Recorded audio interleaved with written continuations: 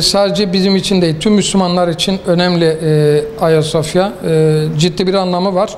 Çünkü fethin bir sembolüdür. Bizim için o anlamda bir sembolik değeri var. Fatih'in yadigarı diyebiliriz. O günden bugüne zaten ibadethane olarak devam eden devasa İstanbul'un önemli camilerinden bir tanesi maalesef süreç içerisinde müzeye çevrilmiş ve şu an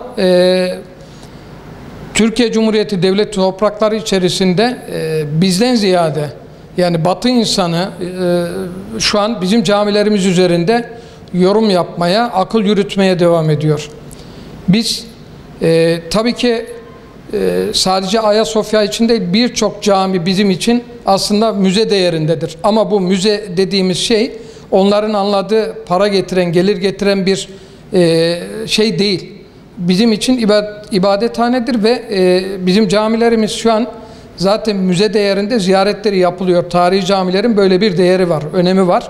Ve Müslümanlar için de zaten o ziyaret esnasında Tahiyyatül Mescid dediğimiz en azından 2 rekatta namaz kılınıyor.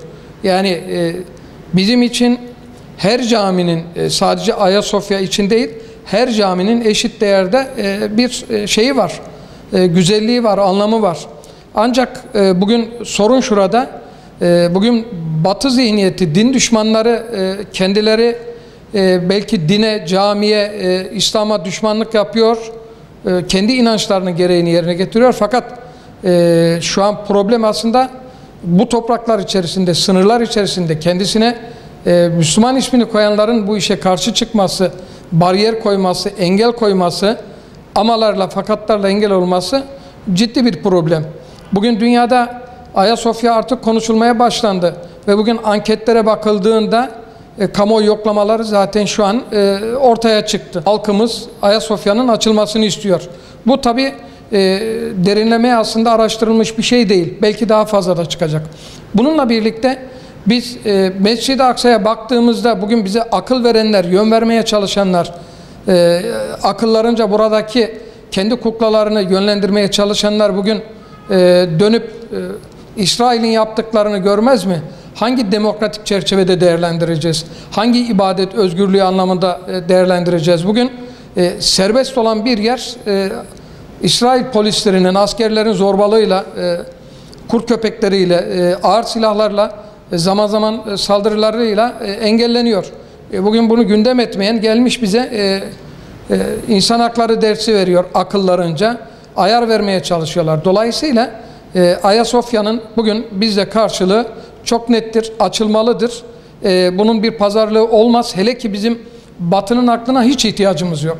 Eğer Batı gerçekten dürüst, samimi ise dünya genelinde bugün yakılan camileri, yine farklı ülkelerde saldırıya uğrayan camileri, bunları bir masaya yatıralım. Hangi özgürlükler çerçevesinde, insani çerçevede konuşacağız? Kaldı ki dediğim gibi yani bugün Türkiye Cumhuriyeti toprakları içerisinde bizim sınırlarımız içerisindeki bir ibadethaneye bunlar kendilerince bir anlam yüklüyor müze şeklinde. Buna halkımız karar verir. Ve bu karar alınırken de siyasilerin, siyasetçilerin üstünde bir meseledir. Ve onların vereceği bir karar değildir. Siyasi mekanizma toplumun nabzını tutar, kamuoyunun nabzını tutar ve onların taleplerini yerine getirmek zorundadır.